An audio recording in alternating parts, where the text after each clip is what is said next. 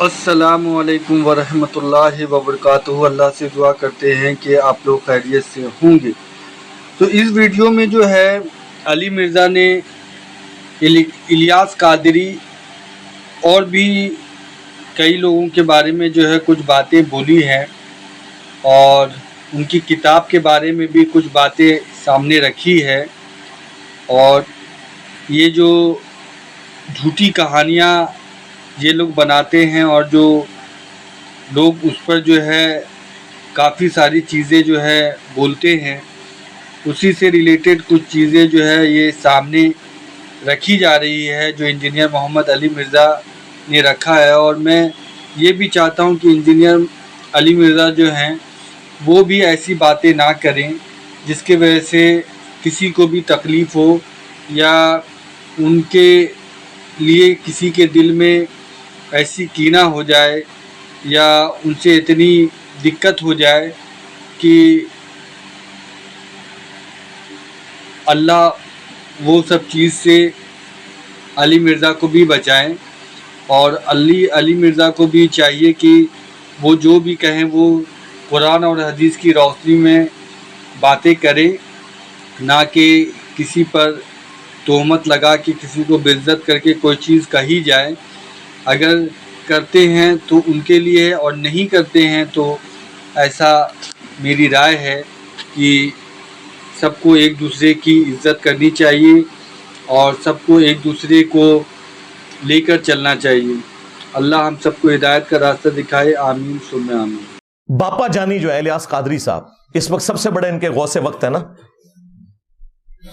انہوں نے شیخ عبد القادر جیلانی المتوفا 561 ہجری سے متعلق ایک کتابچہ لکھا ہے، جنات کا بادشاہ۔ وہ چینی جن نالا، وہ چینی جن جس میں وہ واقعہ بھی ہے۔ اچھا، اس میں انہوں نے ایک واقعہ لکھا ہے، اور واقعہ نہ صرف لکھا ہے بلکہ ان کے جو چھوٹو مولوی ہیں نا وہ ویڈیو میں بھی بیان کر رہے ہیں اور اس کو ڈیفینڈ بھی کر رہے ہیں۔ شیخ عبد القادر جیلانی کو کچھ لوگ ملنے کے لیے آئے، تو جب ان کے پاس پہنچے تو ان کا ایک جو غلام تھا اس نے لوٹا جو رکھا تو لوٹے کی ٹوٹی قبلہ کی طرف نہیں کی، تو شیخ عبد القادر جیلانی غوث پاک سرکار رضی اللہ تعالیٰ عنہ کو اس پر ملال ہوا، تو آپ نے جلال سے اس کی طرف دیکھا تو وہ آپ کی نگاہ کی تاب نہ لاتے ہوئے جاں بحق ہو گیا۔ اور ان تعلیمات کو یہ قرآن و سنت کے مطابق سمجھتے ہیں، ہم کہتے ہیں یہ بھی فراڈ ہے۔ اس میں پتہ کیا لکھا ہوا ہے واقعہ کہ شیخ عبد القادر جیلانی رحمۃ اللہ علیہ کا ایک مرید تھا، وہ انہیں وضو کروایا کرتا تھا۔ ایک دن اس نے وضو کروانے کے بعد جو لوٹا ہے نا اس کی ٹوٹی قبلہ رخ رکھنے کی بجائے تھوڑی ہٹا کے رکھ دی، جان بوجھ کے نہیں، بے دھیانی کی وجہ سے۔ تو کہتے ہیں جی شیخ عبد القادر جیلانی کو اتنا غصہ آیا کہ انہوں نے نگاہ مار کے نا مرید کو جلا کے راکھ کر دیا، اس کی روح پرواز کر گئی۔ وہ مرید جو بیچارہ اس امید میں اپنے بابے سے اٹیچ تھا کہ یہ میری حفاظت کرے گا، وہ خود تو مرا، بابا بھی مار کے چلا گیا۔ ہاں ظاہر ہے بابے نے قتل ناحق کیا، 302 لگتی ہے بابے کے اوپر، ہاں ذہن میں رکھیے گا۔ تو ان کے بابوں نے ان کی آخرت کیا بچانی ہے، ان کے مرید اپنی آخرت بھی لے ڈوبے، بابا بھی نال ہی لائے گئے۔ تو کہتے ہیں اس کے بعد پھر انہوں نے نگاہ ماری لوٹے کی طرف تو ٹوٹی سیدھی ہو گئی۔ یہ ان لوگوں کا، ان کے بزرگوں کا، اب تو میں کہہ سکتا ہوں نا ان کے بزرگوں کا، کیونکہ یہ تو مانتے ہیں نا، ان کے بزرگوں کا یہ لیول ہے کہ وہ بجائے لوٹے کی ٹوٹی کو سیدھا کرنے کے بندے مار دیتے ہیں، اور پھر ہمیں یہ بتاتے ہیں کہ آپ نے رسول اللہ تک پہنچنا ہے نا صلی اللہ علیہ وآلہ وسلم، ان بزرگوں کا دامن کرم تھام لیں۔ توبہ توبہ توبہ، دماغ خراب ہے ساڈا، جو اپنے مریدوں کو جلا کے راکھ کر دیں، یوٹیوب سے گستاخانہ ویڈیوز نہ ڈیلیٹ کروا سکیں، ان کے ساتھ ہم نے اٹیچ ہونا ہے، ہمارا دماغ خراب ہوا ہے۔ اب دیکھیں اس سے کتنے مدنی پھول نکلتے ہیں۔ ہاں میرا دماغ کدھر جاتا ہے؟ سب سے پہلا مدنی پھول تو یہ ہے کہ ان کے بابے جو ہے نا قتل ناحق کرتے تھے، 302 ان پہ لگتی تھی، اور قرآن میں ہے جس نے کسی مؤمن کو ناحق قتل کر دیا وہ ہمیشہ کی جہنم میں۔ ان کے بابے بقول ان کے، میں نہیں کہتا، بقول ان کے، ہم تو اس نے ظن رکھیں گے کہ عبد القادر جیلانی کو تو بیچاروں کو پتہ ہی نہیں ہوگا ان کے ساتھ کیا کچھ ہو رہا ہے، لیکن چونکہ یہ کروا رہے ہیں تو ظاہر ہے کہ پھر اس کا اینڈ رزلٹ یہی نکلے گا کہ وہ اپنے مریدوں کو قتل ناحق والا نہ صرف معاملہ کرتے تھے بلکہ مریدوں کی وجہ سے اپنی بھی آخرت برباد کر لی. ظاہر ہے خود بھی جہنم میں چلے گئے قتل ناحق کر کے. تو قرآن کا فتویٰ ہے. آج تو آڑے بابے ہوں 302 کٹاوا ہوتے ہیں. اچھا اس کے بعد یہ رزلٹ نکلا کہ یہ جو ان کا دعویٰ ہے نا کہ یہ رسول اللہ صلی اللہ علیہ وآلہ وسلم کے دین کے پاسباں ہیں, امین ہیں, ان کی لیگیسی آگے لے کے چل رہے ہیں, یہ بھی بالکل فراڈ ہے. کیا رسول اللہ صلی اللہ علیہ وآلہ وسلم کا ایٹیچیوڈ یہ ہوتا تھا اپنے ساتھیوں کے ساتھ؟ بخاری اور مسلم دونوں اٹھا کے دیکھیں. انس ابن مالک کہتے ہیں 10 سال تک میں نے رسول اللہ کو وضو کروایا ہے صلی اللہ علیہ وآلہ وسلم. وہ کہتے ہیں میں چھوٹی عمر کا بچہ تھا, 10 سال کی عمر میں میری والدہ ام سلیم مجھے رسول اللہ کی خدمت کے لیے چھوڑ کے چلی گئیں, اور 10 سال میں نبی الاسلام کے ساتھ رہا. کہتے ہیں ان 10 سالوں میں کبھی ایسا نہیں ہوا کہ نبی الاسلام نے مجھے ڈانٹا ہو, مجھے کبھی یہ کہا ہو کہ تم نے یہ کام کیوں کیا, یہ کام کیوں نہیں کیا. وہ کہتے ہیں کئی بار نبی الاسلام مجھے کسی کام سے روانہ کرتے تو میں بچوں میں کھیلنا شروع کر دیتا. یار 10 سال کا بچہ کھیلے گا ہی نا. نبی الاسلام نے کبھی نہیں مجھے ڈانٹا. کبھی آپ صلی اللہ علیہ وآلہ وسلم گھر سے باہر نکلتے اور مجھے بچوں میں کھیلتے ہوئے دیکھتے تو پیار سے بلاتے, انیس, نام تھا انس, پیار سے بلاتے انیس, بیٹا میں نے تم نے فلاں کام کے لیے کہا تھا. وہ کہتے اچھا یا رسول اللہ میں جاتا ہوں. بس نہ ڈانٹا کبھی, نہ مارا پیٹا. اور تمہارے بزرگ جو کہتے ہیں ہم رسول اللہ کے ماننے والے ہیں, ہم آپ کو رسول اللہ تک پہنچائیں گے, پہلے آپ تک پہنچ جاؤ. میں آپ کو کمپیریزن بتا رہا ہوں. لہذا یہ جو تم لوگ کلیم کر رہے ہو نا کہ ہمارے بزرگوں کی کتابیں بدل گئی ہیں, تو جو باتیں تم کتابوں سے بیان بھی کر رہے ہو نا بغیر بدلی ہوئی, ہمارے نزدیک وہ بھی قرآن و سنت کے خلاف ہیں. سمجھ رہے ہیں نا میں کیا کہنا چاہ رہا ہوں؟ ہاں, اگر نہیں سمجھ آ رہی تو میں ایک اور مثال پیش کر دیتا ہوں. ان کے وہ اس وقت میٹھے میٹھے ایک مبلغ جو طارق جمیل صاحب کے مقابلے پہ انہوں نے لانچ کیے ہیں, ثاقب رضا مصطفی صاحب. ہائے ہائے ہائے ہائے, وہ خواجہ باب الحق نقشبند کے بارے میں بتا رہے ہیں کہ ان کی ایک مریدنی تھی. ہاں, اس کو بادشاہ وقت نے ایک مینارے سے گرایا. ہاں, اور وہ بخارے میں تھے. وہ کہتے ہیں کہ مریدنی نے آخری وقت میں بجائے اللہ کو پکارنے کے نا بابے کو پکارا.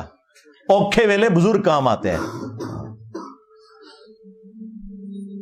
تو آگے الفاظ دیکھیں اس ذمہ دار شخص کے. یہ کہتا ہے کہ جی وہ بزرگ آئے اڑ کے اور انہوں نے مریدنی کو کیچ کر کے, ہاں اس میں الفاظ ہے پکڑ کے, تو زمین پہ آرام سے رکھ دیا جب اس کو دھکا دیا جلاد نے. حضرت شاہ نقشبند بخاری علیہ رحمہ نقشبندیوں کے امام ہیں. آپ کابل میں تشریف لائے تو بادشاہ کے گھر میں کام کرنے والی ایک خاتون آپ سے روحانی نسبت قائم کر لیتی ہے. جو اس کی ہم منصب تھیں انہوں نے اس سے حسد کیا اور بادشاہ کے گھر کا زیور چوری کر کے اس پر الزام دھر دیا اور گواہیاں بھی دے دی. بادشاہ کو بڑا غصہ آیا. اس نے کوئی بات سنے بغیر کہا کہ اس کو لے جاؤ اور محل کی چھت سے اوپر گرا دو. خیر اس کو چھت پہ لے گئے. جب پھینکنے لگے تو اس کے دل میں خیال آیا, وہ کسی نے بتایا تھا کہ اوکھے ویلے بزرگ کام آتے ہیں, تو اس سے بڑھ کر اوکھا ویلا ہو کیا سکتا ہے. تو اس نے بخارے کی طرف منہ کر کے کہا شیئن للہ چو گدائے مستمند المدد خواہم ز شاہ نقش بند. اور اتنے میں جلاد نے پیچھے سے دھکا دے دیا.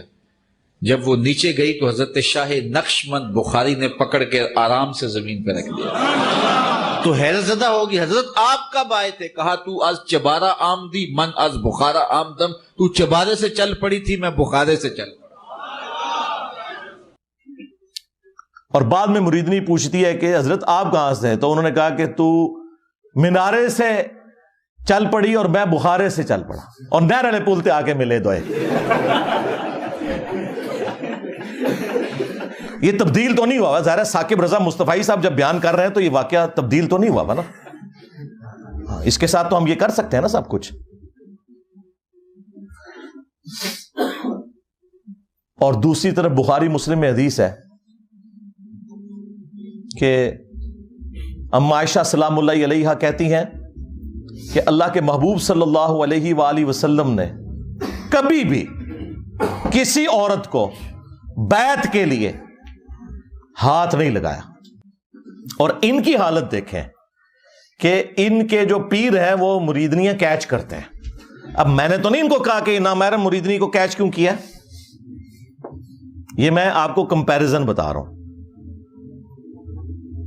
اس کے بعد ایک اور واقعہ جو بڑا مشہور کیا ہوا انہوں نے, وہ کہتے ہیں کہ جی ابو الحسن خرقانی جو تھے نا, جو بایزید کے خلیفہ تھے, وہ خلیفہ بھی جا کے قبر پہ ہی ہوئے ہیں, مطلب ان کے مرنے کے بعد تو وہ پیدا ہو رہا ہے بندہ. تو محمود غزنوی جب سومناتھ پہ حملے کر رہا تھا تو اس کو کامیابی نہیں ہو رہی تھی, تو آخری دفعہ اس کے پاس ابو الحسن خرقانی کا ایک کرتا تھا جو اس نے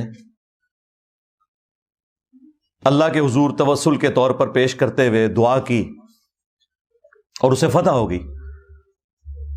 اور رات کو خواب میں بابا جی آ گئے اور بابا جی ناراض ہیں. وہ کہتے ہیں کہ تو نے میرے کرتے کی اتنی کم قیمت لگائی ہے, اگر تو یہ کرتا اپنے ہاتھ میں پکڑ کے اللہ سے یہ دعا کرتا کہ ہند کی سرزمین میں قیامت تک کوئی کافر نہ ہو تو یہ سارے مسلمان ہو جاتے. حضرت ابو الحسن خرقانی ایک بزرگ گزرے ہیں, یہ حضرت بایزید بستامی کے سجادہ نشین تھے. اتنے بڑے آدمی تھے, اپنا جبہ دیا محمود غزنوی کو, جب مشکل آئی تو دعا مانگنا آگے رکھ کے اللہ فتح دے دے گا. تو محمود کہتے ہیں جب سومناتھ کے مندر نہیں فتح ہو رہے تھے تو میں نے بابے کا جبہ سامنے رکھ کے دعا کی تو اللہ نے مجھے فتح دے دی. کہتے ہیں بابا جی رات خواب میں ملے تو کہنے لگے تو نے کیا قیمت ڈالی میرے جبے کی؟ کہا حضور کیا مطلب؟ فرمانے لگے تو میرا جبہ سامنے رکھ کے دعا کرتا کہ یا اللہ ہندوستان کے سارے کافر مسلمان ہو جائیں تو اللہ نے توفیق ایمان دے دینی. یہ تو نے کیا دعا مانگی ہے؟ یہ تعلیمات بتاتے ہیں اور پھر سبحان اللہ پڑھتے ہیں. اور یہ واقعہ تذکرۃ الاولیاء کے اندر بھی لکھا ہوا ہے شیخ فرید الدین عطار نے. اب یہ واقعات بیان کرتے ہیں تو ہم اس کے مقابلے میں انہیں بتائیں گے کہ بھائی اگر ان کرتوں سے کوئی فرق پڑتا تو اس کائنات میں سب سے عظیم کرتا تو رسول اللہ کا صلی اللہ علیہ وآلہ وسلم. صحیح مسلم میں حدیث ہے, اسما بنت ابی بکر نے نبی الاسلام کا کسروانی طیالسی ایک کالا جبہ وہ نکالا اور انہوں نے بتایا کہ یہ وہ جبہ ہے جو نبی الاسلام پہنا کرتے تھے, اور اس کے دھون کو ہم مریضوں کے لیے شفا کے طور پر استعمال کرتے ہیں. نبی الاسلام کا کرتا مبارک جو صحیح تبرک بھی ہے, جس سے صحابہ کرام نے تبرک بھی حاصل کیا, وہ کرتا جب نبی الاسلام خود پہنتے تھے, اس کرتے کو دیکھ کے تو مشرکین عرب نے اسلام قبول نہیں کیا. اور اس کے بعد رومنز اور پرشینز کے خلاف جب صحابہ کرام نے جنگیں لڑی ہیں تو وہ کرتا تو نہیں لے کے گئے جس طرح یہ ابو الحسن خرقانی کے کرتے سے دعا کی ہے. انہوں نے تو رسول اللہ کے کرتے سے کوئی دعا نہیں کی ہے. وہاں تو 8,500 صحابہ اور تابعین شہید ہوئے ہیں جنگ قادسیہ میں, ہاتھیوں کے نیچے بھی آئے کئی, تب جا کے وہ پرشین امپائر جو ہے وہ مسلمانوں کے پاس آئی ہے. اور جنگ یرموک میں بھی ہزاروں صحابہ اور تابعین شہید ہوئے ہیں, تب جا کے رومن امپائر کی کمر ٹوٹی ہے. ادھر تو کوئی کرتے نہیں لے کے گئے, سب کہانیاں بنائی ہوئی ہیں. پھر ہمارے وہ جو مرشد ہیں مصباحی صاحب, ہاں اب مصباحی صاحب جو کچھ بیان کر رہے ہیں بزرگ ہی لکھ کے گئے ہیں. یہ کشف المجوب میں واقعہ لکھا ہوا ہے, اوپر دیکھا تو سونا, نیچے دیکھا تو سونا, درخت سارے کا سارا سونے کا اور پتے سونے کے اور جڑیں بھی, ہاں نا اینڈ تک کہتے ہیں ہاں نا, یعنی میں بھی ہوتے ہی سا, ہاں یہی مطلب ہوتا ہے نا. داتا حضور کشف المجوب میں لکھتے ہیں یہ فکرے ان کی زبان سے تب ادا ہوئے جب اس درخت کے نیچے تھے جس کے اوپر میں چڑھا ہوا تھا. آپ فرماتے خدا کی عزت و عظمت کی قسم, پورا درخت, اس کی ٹہنیاں, اس کا تنا, اس کی جڑیں بھی سونے کی ہو گئی, سارا, ہاں سارے سونے کا ہو گیا. بابا جی ایک سوال ہے بابا جی, اگر آپ ہوا میں سونا نکال سکتے ہیں بابا جی تو دیش کی غریبی کیوں نہیں مٹا دیتے بابا؟ جواب بابا جی, جب آپ خود سونا نکال سکتے ہو تو ہم لوگوں سے چندہ کیوں لیتے ہو بابا جی؟ جواب ہریو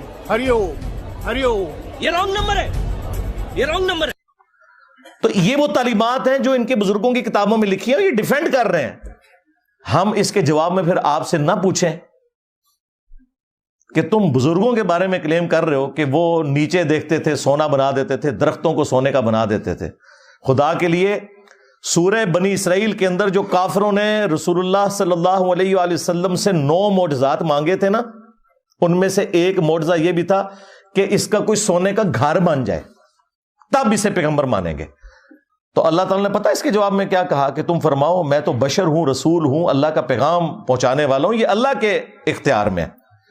رسول اللہ صلی اللہ علیہ وآلہ وسلم کے لیے تو اوپر دیکھیں تو سونا، نیچے دیکھیں تو سونا تو نہیں ہوا. جہاں پہ نبوت بھی سٹیک پہ لگی ہوئی تھی اس حوالے سے کہ کافر وہ ڈیمانڈ کر رہے تھے معجزہ. تیرے بزرگوں کا اتنا مقام ہو گیا کہ ان کے لیے بعد میں یہ ساری چیزیں سونے کی بن جائیں گی. چلیں اس کے بارے میں کوئی کہہ لے گا جی وہ اللہ تعالیٰ کی مشیت یہ تھی کہ کافروں کو معجزے کے طور پہ یہ چیز نہیں دکھانی، صرف قرآنی معجزہ ہے. چلیں آگے چلتے ہیں. سورہ التوبہ میں اللہ تعالیٰ فرماتا ہے کہ غزوہ تبوک کے موقع پر جب کچھ غریب اصحاب رسول اللہ کے پاس آئے اور انہوں نے کہا یا رسول اللہ صلی اللہ علیہ وآلہ وسلم آپ ہمارے لیے کوئی ساز و سامان کا بندوبست کر دیں، کوئی سواری کا، 700 کلومیٹر دور جانا ہے رومن امپائر کے بارڈر کے اوپر تبوک کے لیے، تو ہم بھی آپ کے ساتھ چلیں گے. تو نبی علیہ السلام نے فرمایا کہ میں اپنے پاس کوئی ایسی چیز نہیں پاتا کہ میں تمہاری اس حوالے سے کوئی مدد کر سکوں، نہ سواری کے طور پہ نہ ساز و سامان کے طور پر. اے نبی تم دیکھتے ہو کہ یہ تم سے اس حال میں واپس پلٹتے ہیں کہ ان کی آنکھیں آنسوؤں سے تر ہوتی ہیں، اس غم کے سبب کہ وہ اپنے نبی کے ساتھ قتال میں شامل نہیں ہو سکیں گے. اب نبی علیہ السلام تو کہہ رہے ہیں کہ میں تو کوئی ایسی چیز نہیں پاتا کہ میں تمہاری مدد کر سکوں. تو اس موقع پر اوپر دیکھا تو سونا، نیچے دیکھا تو سونا کیوں نہیں ہو گیا؟ وہ تو جامعہ ترمذی میں آتا ہے کہ سیدنا عثمان ابن عفان رضی اللہ تعالیٰ عنہ علیہ السلام نے اللہ تعالیٰ کی راہ میں صدقہ اور خیرات کیا، سونے کی اشرفیاں اور اونٹ، اور وہ انہوں نے کمائے ہوئے تھے، وہ اوپر دیکھیں تو سونا، نیچے دیکھیں تو سونا نہیں تھے. تو تمہارے بزرگوں کے لیے ہم کیسے مان لیں؟ صحیح بخاری میں آتا ہے کہ سیدنا ابوبکر جب خلیفہ راشد بنائے گئے تو انہوں نے صحابہ کرام سے کہا کہ تم اچھی طرح جانتے ہو میرا کاروبار بڑا اچھا چل رہا تھا، لیکن اب تم نے حکومت کی ذمہ داری میرے اوپر ڈال دی ہے، تو میرے بال بچوں کا کیا بنے گا؟ میرے لیے کوئی وظیفہ مقرر کرو.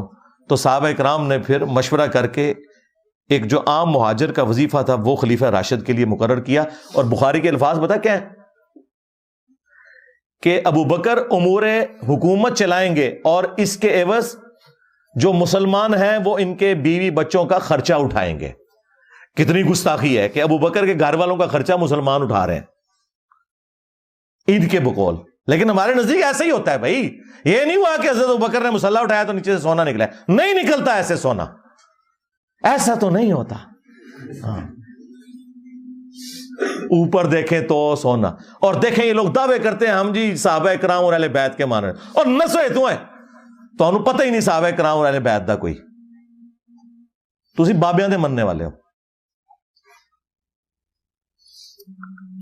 یہی مصباحی صاحب ایک اور واقعہ سناتے ہیں ایک بزرگ کا. وہ کہتے ہیں کہ وہ سمندری جہاز کے ذریعے حج یا عمرے کے لیے جا رہے تھے اور بار بار کیپٹن سے آگے پوچھتے تھے کہ بھئی کب آئے گا جدہ؟ تو وہ کہتا تھا ابھی تو یہ بندرگاہیں آئیں گی پھر. اور پھر وہی جو ان کی کہانی تھی وہ چھوڑ دی انہوں نے. وہ کہتے ہیں کہ جی وہ بزرگ جو ہیں وہ انہوں نے اپنی کرامت دکھائی اور انہوں نے کہا جی کیپٹن صاحب لو پھر جدہ آ گیا جی. ہمارے بزرگوں نے کوئی لطیفے نہیں لکھے جی. یہ کتاب ہے تذکرہ غوثیہ، یہ غوث علی شاہ صاحب رحمۃ اللہ تعالی علیہ کے ملفوظات. آپ فرماتے ہیں میں حج کرنے کے لیے گیا اور میں بمبئی بندرگاہ سے بحری جہاز پہ بیٹھا. کہتے اسی طرح جہاز بمبئی بندرگاہ سے نکلا، تھوڑا سا جہاز آگے گیا ہوگا تو ایک بابا جی آگے اور آ کے میرے والد صاحب کو کہتے ہیں مولوی صاحب یہ تو بتائیں جدہ کب آئے گا؟ تو کہتے ہیں میرے والد صاحب مسکرا کے کہنے لگے بزرگوں وہ یہ تو جہاز بمبئی بندرگاہ تو چلے آئے 11 دن لگنے نے پھر جدہ آئے گا. کہتے ہیں بابا جی چلے گئے، اثر پڑھ کے پھر آئے، وہی سوال. میرے والد صاحب کا بھی وہی جواب. پھر چلے گئے، مغرب پڑھ کے پھر آئے، پھر وہی سوال. کس دفعہ میرے والد صاحب بھی غصے میں آ گئے، کہنے لگے بابا جی گل نہ کریے، بار بار نہ ہو میرے کا، میں تو 11 دن تو پہلے لیا نہیں سکتا، جو تسی لیا سکتے ہو تو لے آؤ. کہتے ہیں وہ بابا جی میرے والد صاحب کو کہتے ہیں پھر سب سے پہلے کون سی بندرگاہ آئے گی؟ کہتے ہیں میرے والد صاحب نے کہا مخا. پھر کون سی آئے گی؟ حدیدہ. پھر کون سی آئے گی؟ عدن. پھر کون سی آئے گی؟ میرے والد صاحب نے کہا جدہ, تو بابا جی کہتے ہیں پھر ویکھو جدہ آ گیا جی. تذکرہ غوثیہ. ہمارے بزرگوں نے کوئی لطیفے نہیں لکھے جی. انہوں نے پتا سی کہ جدے تو بعد انجینئر صاحب نے بھی آنا ہے. اتنا بڑا بلنڈر بابے سے ہو گیا. یہی میں کہتا ہوں ان بابوں کو نہ قرآن کا پتہ, نہ سنت کا پتہ, نہ ان کو نماز ٹھیک آتی ہے, نہ انہیں زکوٰۃ کے مسائل پتہ ہے, نہ انہیں حج کے مسائل پتہ ہے. اتنی بڑی خرابی ہو گئی کہ جو احرام باندھنے کی جگہ تھی میقات, وہ یہ سب کانٹیننٹ سے وہ جا رہے تھے, وہ کہہ رہے تھے کہ یہ اس طرف سے جا رہے تھے. یلملم ایک جگہ آتی ہے جو جدے سے بہت پہلے آتی ہے. ایون جہاز کے پائلٹ کو بھی پتا ہے, آپ عمرے کے لیے جائیں وہ اناؤنسمنٹ کرتے ہیں کہ یلملم آنے والا ہے, اگر کسی نے احرام نہیں باندھا ہوا یا احرام باندھا ابھی تک نیت نہیں کی تو نیت کر لے, کیونکہ اس کے بعد تو دم واجب ہو جائے گا. ان کے بابے نے ڈائریکٹ جدے پہنچا دیا جہاز, وہ کوئی نہیں پہنچا, کہانی پہ کراندہ جائے. لیکن چلو یہ تو کہتے ہیں نا پہنچا.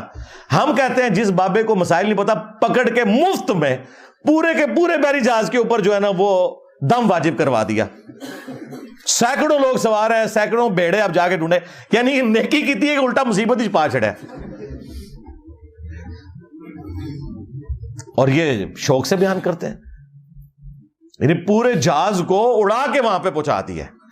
یہ نا جہاز تو اڈگل بنیا تھے کوئی نہیں, ہاں نہ تم سے سٹیم انجن بنا, نہ تم سے ہوائی جہاز بنا. پوری زندگی تمہارے بزرگ مکے مدینے جاتے رہے, ٹھیک ہے, کسی کو تیل نظر نہیں آیا. تیل جا کے 1960 میں جا کے جو ہے وہ ارامکو کمپنی جو امریکہ کی, انہوں نے جا کے وہاں پہ نکالا تیل. تو بزرگ کدھر رہے؟ سب کہانیاں کراتے رہے. اچھا اب میں آپ کو بتاؤں, مسلم شریف میں لکھا ہوا ہے, بنو سلمہ ایک چوراہے پر کھڑے ہوئے تھے, نبی علیہ السلام پاس سے گزرے, آپ صلی اللہ علیہ وآلہ وسلم نے پوچھا کس لیے کھڑے ہو؟ تو انہوں نے کہا یا رسول اللہ ہم دور گاؤں ایریا سے آتے ہیں تو نماز میں لیٹ ہو جاتے ہیں, ہم نے ارادہ کیا کہ ہم مسجد نبوی شریف کے پاس مدینہ شریف میں ہی شفٹ ہو جاتے ہیں تاکہ نماز پہ ہم ٹائملی پہنچ جائیں. تو آپ صلی اللہ علیہ وآلہ وسلم نے فرمایا کہ تم لوگ جتنے قدم چل کے آتے ہو نا تو اتنا ثواب تمہارے نامہ اعمال میں لکھا جاتا ہے. تو پھر بنو سلمہ نے مدینہ شریف میں شفٹ ہونے کا ارادہ ترک کر دیا.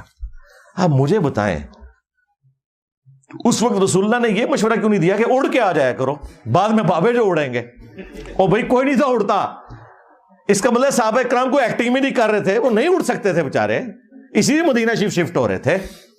یہ ہے کتابوں کا دین. یہ میں آپ کو کمپیریزن ساتھ ساتھ اس لیے کروا رہا ہوں تاکہ آپ کو پتا چلے کہ مرنے سے پہلے اے مسلمان کر لے اس پہ غور, کتابوں کا خدا اور ہے, بابوں کا خدا اور. اگرچہ بابے بھی اسی خدا کو مانتے ہیں لیکن یہ کوالٹیز بالکل ڈیفرنٹ ہیں. قرآن و سنت میں آئی ہوئی تعلیمات بالکل ڈیفرنٹ ہیں.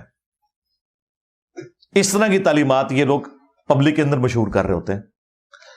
اگلے دنوں وہ باپا جانی کی ایک ویڈیو, اس کے اوپر ان کے جو سینکڑوں ہزاروں مریدین سبحان اللہ پڑھ رہے ہیں, وہ کہہ رہے ہیں جی ہمارے ایک مفتی تھے دعوت اسلامی کے, تو وہ فوت ہو گئے. ان کی قبر کے اوپر ایک مدنی قافلہ حاضری کے لیے گیا, تو کہتے ہیں اندر سے قرات کی آواز سنائی دے رہی تھی اور زور کی نماز تھی. مفتی دعوت اسلامی کی بارگاہ میں, تو انہوں نے وہ بتایا کہ ہم اس وقت مفتی دعوت اسلامی قدس سر السامی کے مزار پر حاضر ہیں, اور ہم دونوں نے ہم دونوں نے بالکل ہوش و حواس میں اپنے کانوں سے سنا کہ اندر میں با جماعت نماز پڑھی جا رہی ہے, اندر میں نماز پڑھی جا رہی ہے, باقاعدہ قراءت سنائی گئی ہم کو. ظہر کا وقت تھا, باقاعدہ وہ قراءت سنائی دی گئی, اور سلام پھیرنے کے بعد اللہم انت السلاموں کی دعا بھی ہم نے سنی. اندازہ کرو, اور نیچے لوگ سبحان اللہ پڑھ رہے ہیں. اس سے آپ اندازہ لگائیں کہ ان کے آڈینس کتنا اپنا دماغ استعمال کرتے ہیں. زور کی نماز میں تو قراءت اونچی ہوتی ہی نہیں ہے, کہانی ہے, کوئی آواز نہیں سی آ رہی قبر کے اندر سے یا باہر سے. ایسے نہیں ہوتا میرے بھائی. صحابہ اکرام کا سٹیٹس میں آپ کو بتاؤں, قبر تو بہت دور کی چیز ہے. صحیح بخاری میں حدیث ہے, نبی علیہ السلام کا ایک غلام تھا مدعم, جو آپ علیہ السلام کی سواری کا کجاوا کسا کرتا تھا. خیبر کے موقع پر ایک نامعلوم تیر اسے لگا, وہ شہید ہو گیا. صحابہ اکرام نے کہا کہ تمہیں شہادت مبارک ہو, نبی علیہ السلام کی خدمت بھی اور موت بھی آپ کی موجودگی میں آئی ہے. بالکل ٹھیک رزلٹ نکالا. لیکن نبی الاسلام نے پتہ کیا فرمایا؟ آپ نے فرمایا تم اسے شہادت مبارک کہہ رہے ہو، حالانکہ میں نے دیکھا ہے کہ اس نے مال غنیمت کی ایک چادر چوری کی تھی جو اللہ تعالیٰ نے آگ کی بنا کے اس کے اوپر ڈال دی ہے. صحابہ کرام کو تو سامنے میت کے اوپر کوئی چادر نظر نہیں آئی. ان کے بزرگوں کو نظر آتا ہے جی قبر کے اندر کون نماز پڑھ رہا ہے، کوڑ مار رہے اور نماز زور کی اور کہہ رہے کہ رات کی آواز باہر سنائی دے رہی تھی. زور میں تو آہستہ آواز سے ہوتی ہے. کوئی جھوٹ کرنا تھا تو مغرب عشاء کا ذکر کرتا ہے، لیکن وہ چور اپنی لنگوٹی چھوڑ جاتا ہے نا، اور ہم تو تیار بیٹھے ہیں پکڑنے کے لیے.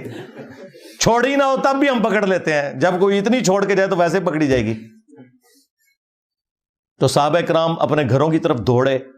اگر کسی نے غلطی سے بھی کوئی ایک رسی کا ٹکڑا بھی اٹھایا تھا نا، یہ سمجھ کے کہ اس کی کیا ورت ہے، لا کے مال غنیمت میں جمع کروایا کہ اس کی وجہ سے ہماری پکڑ نہ ہو جائے. پھر بخاری مسلم میں حدیث موجود ہے کہ نبی الاسلام 2 قبروں کے پاس سے گزرے تو رک گئے. صحابہ کرام نے کہا یا رسول اللہ آپ کیوں رکے ہیں؟ فرمایا 2 قبر والوں کو عذاب ہو رہا ہے. صحابہ کرام کو تو نہیں قبر کا عذاب نظر آیا. ان کے بزرگوں کو کشف القبور ہوتا ہے، جی آخرت کا بتا دینا، اور چھڑ دو آخرت کا 10 دن دینا. یہ دیکھ کے نا، دیکھ کے میری میکینیکل انجینئرنگ کا ایک فارمولہ نہیں پڑھ سکتے، سمجھانا تو دور کی بات ہے جب تک انہوں نے سیکھا نہ ہو کہانیاں. اور دیکھیں یہ باپا جانی جو ہے نا، یہ کئی بار درس دیتے ہوئے نا اینک لگائی ہوتی ہے انہوں نے، اور جو لوگوں کے دلوں کے حال جانتے ہیں وہ سامنے پیڈ سے پڑھنے کے لیے ان کو اینک لگانی پڑتی ہے. اور زوم کر لیا کرو اینج کر کے، کم از کم انجینئر صاحب دے فتوے تو بچ جاؤ. اینک کے بغیر جو سامنے لکھا ہوا اردو نہ پڑھ سکے وہ دل کے حال جانے گا. کہانیاں کرانیاں بند کرو. جھوٹ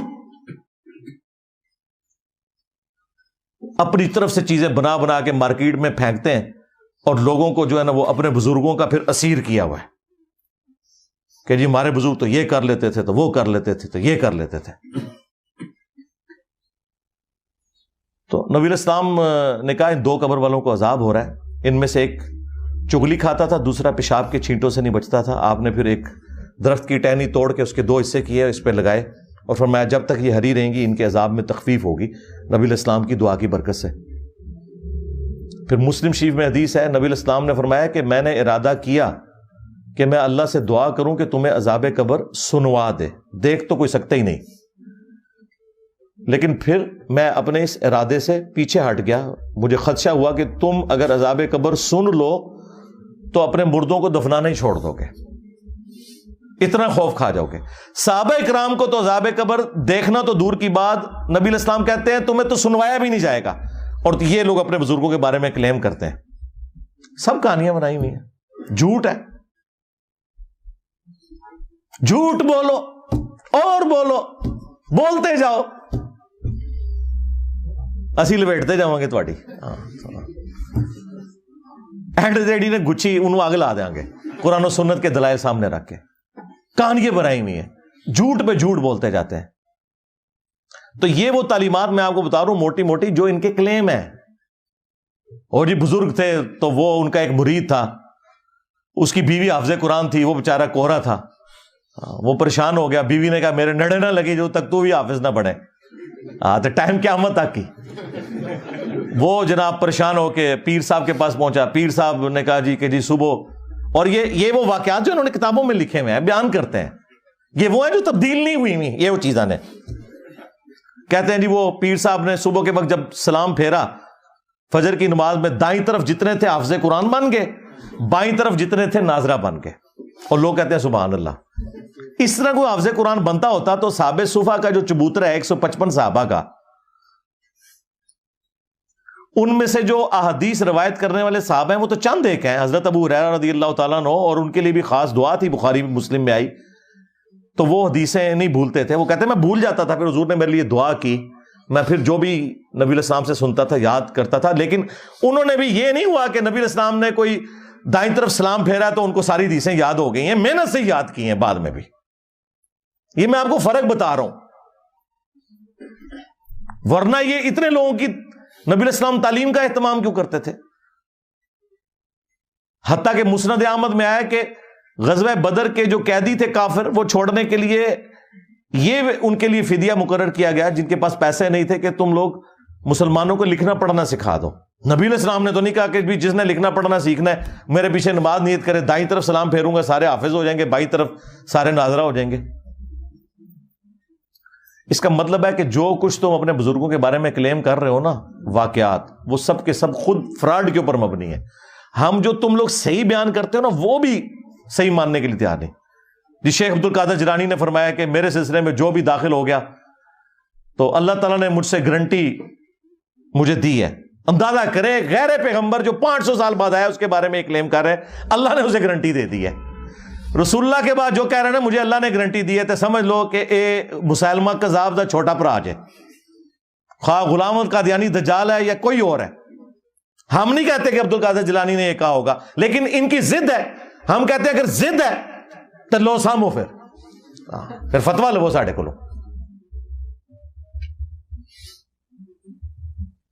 تمام اولیاء کی گردن پہ میرا پاؤں. توبہ توبہ, کیا کبھی ابو بکر, عمر, عثمان و علی نے یہ دعویٰ کیا کہ تمام صحابہ کی گردن پہ ہمارا پاؤں ہے؟ اور یہ آگے سبحان اللہ پڑھ رہے ہوتے ہیں. عقل کا ماتم کرے جی, میرا مرید جو ہے وہ مشرق میں ہو اور میں مغرب میں ہو اور اس کا ستر کھل جائے تو میں پہنچ جاؤں گا. میں کہا بڑو سچے قادری.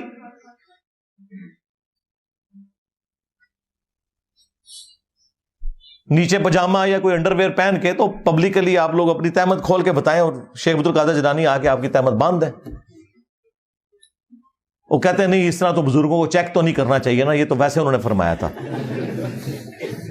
اور پریکٹیکلی ایک ہوا ہے انڈیا میں, ایک مولوی ان کا قادری تقریر کر رہا تھا, بڑا اچھل کود رہا تھا, اس کی شلوار اتر گئی. وہ آپ نے ویڈیو دیکھی ہوئی ہے نا.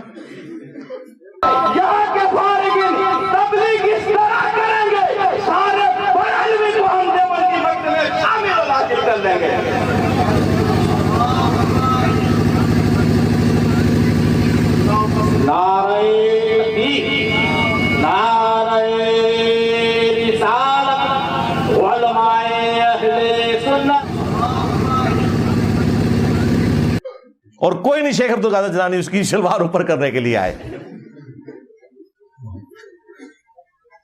سارے مریدوں کو جنت میں ساتھ لے جاؤں گا. اللہ کے بندو تم نے قرآن و حدیث پڑھا ہی نہیں ہوا. سورہ الشعراء میں جب وہ آیت نازل ہوئی کہ اپنے قریبی رشتہ داروں کو ڈر سنائیے, تو بخاری اور مسلم دونوں میں یہ حدیث موجود ہے. نبی علیہ السلام نے اپنے چچا عباس کو مخاطب کیا, اے نبی کے چچا عباس, میرے مال سے جو لینا ہے لے لے, اگر اللہ کے حضور پکڑا گیا تو میں تیرے کچھ کام نہیں آؤں گا. اے نبی کی پھوپھی صفیہ, میرے مال سے جو کچھ لینا ہے لے لے, اگر اللہ کے حضور تو پکڑی گئی تو میں تیرے کچھ کام نہیں آؤں گا. اے نبی کی بیٹی فاطمہ, میرے مال سے جو تو نے لینا ہے وہ لے لے, اگر اللہ کے حضور تو پکڑی گئی تو میں تیرے کچھ کام نہیں آؤں گا. اندازہ کریں. اور ادھر یہ لوگ کہتے ہیں جی ہم اپنے مریدوں کو بھی ساتھ لے کے جائیں گے جنت میں, اس وقت تک جنت میں داخل ہی نہیں ہوں گے. اللہ سے ڈر جاؤ. یہ تکبرانہ جملے کہ اولیاء کی گردن پہ میرا پاؤں ہے. اچھا پھر یہ بھی یہ پورا قصیدہ ان کی طرف قصیدہ غوثیہ منسوب کیا ہوا ہے, اور وہ پیر میر علی شاہ صاحب کے دربار کے اوپر نا جمعے کے دن مصطفیٰ جان رحمت پہ لاکھوں سلام تو کبھی کبھار ہی پڑھا جاتا ہے, قصیدہ غوثیہ برل وہاں پہ پڑھا جاتا ہے. یہ قیامت تک سورج جو طلوع ہوگا وہ مجھے میری اجازت سے طلوع ہوگا, مجھے بتائے گا کہ کیا کچھ ہونا ہے. پتہ نہیں کیا کچھ کہانیاں لکھی ہیں نے, مطلب وہ جو کوئی صحابی بھی نہیں سوچ سکتا اپنے بارے میں. تو یہ ساری کی ساری باتیں کرنے کے بعد پھر میں بولوں کہ نہ بولوں کہ میرے نبی سا ہے ہی کوئی نہیں, بابے تھے شے ہی کوئی نہیں. کیونکہ یہ جتنے میں نے 7-8 واقعات آپ کو بابوں کے بتائے ہیں نا, اس کے مقابلے میں قرآن و سنت کی تعلیمات بتائی ہیں. تو اب میں حق بجانے میں ہوں یہ کہنے میں کہ نبی کے جیسا ہے ہی کوئی نہیں, بابے تھے شے ہی کوئی نہیں. جو چیزیں نبی الاسلام ان کے صحابہ کے لیے نہیں ہیں, تم نے بابوں کے لیے کلیم کی ہیں, تو ہم کہہ رہے ہیں نا یہ ہم بابوں کو توہین کے طور پہ نہیں کہہ رہے. اور ویسے بھی تم نے ہمیں خود یہ کہانی پڑھائی ہوئی تھی کہ جی کوئی بڑے سے بڑا غوث کتب ابدال ہو, وہ کسی صحابی کے گھوڑے کے قدموں کی خاک جو گھوڑے کے نتھنوں میں بیٹھے, یہ جو ایک کہانی پوری انہوں نے بنائی ہوئی ہے, کولوئی بنائی ہوئی ہے. چلیں یہ تو مانتے ہیں اس کہانی کو, اس کے برابر نہیں ہو سکتا. تم تو کہتے ہو کہ غوث کتب ابدال یعنی تمہارے بابے صحابہ کرام کے گھوڑے کے قدموں کی خاک کے برابر بھی نہیں ہے. جانوروں سے بدتر سمجھتے ہو غوث کتب ابدال کو تم, ظاہر ہے جانوروں سے بدتر سمجھ رہے ہیں. ہم تو اس بات کو نہیں مانتے. کوئی بھی جانور کسی مسلمان سے افضل نہیں ہو سکتا. بہرحال تم کہتے ہو کہ وہ ان گھوڑوں کے قدموں کی خاک جو ہے نا وہ افضل ہے تمہارے غوث کتب ابدال سے. تو میں تو چھوٹی بات کر رہا ہوں، باب تشیع کوئی نہیں. مجھے تو کہنا چاہیے کہ ابو بکر عمر عثمان و علی جیسا ہے ہی کوئی نہیں. تیرے بابے تشیع کوئی نہیں. تیرے بابے تے ابو بکر عمر عثمان و علی کے گھوڑے کی خاک کے مقابلے میں بھی شیعی کوئی نہیں. مجھے تو یہ بولنا چاہیے. تو بڑا ہلکا جملہ بول رہا ہوں. رجوع کراں پھر میں دیتے بھی جی بابے تشیع کوئی نہیں، بابے تشیع کوئی نہیں. جی آئے دن انجینئر صاحب نعرہ لگاتے ہیں. تم نے یہ نعرہ لگایا ہوا ہے نا کہ کوئی غوث کتب ابدال جو ہے وہ کسی صحابی کے گھوڑے کے قدموں کی خاک کو نہیں پہنچ سکتا. خود سے ایک جعلی کہانی. ہم تو پھر بھی بہت بڑی بات کر رہے ہیں کہ نبی کے جیسا ہے ہی کوئی نہیں، بابے تھے شیعی کوئی نہیں. تم نے تو یہ پڑھایا ہوا ہے کہ صحابی کے گھوڑے کی خاک جیسا ہے ہی کوئی نہیں، بابے تھے شیعی کوئی نہیں. تو میرا نعرہ تم سے بہتر ہے اللہ کے فضل سے، لیکن توجہ نہیں تھی. صلو علی محمد و آل محمد. اللہم صلی علی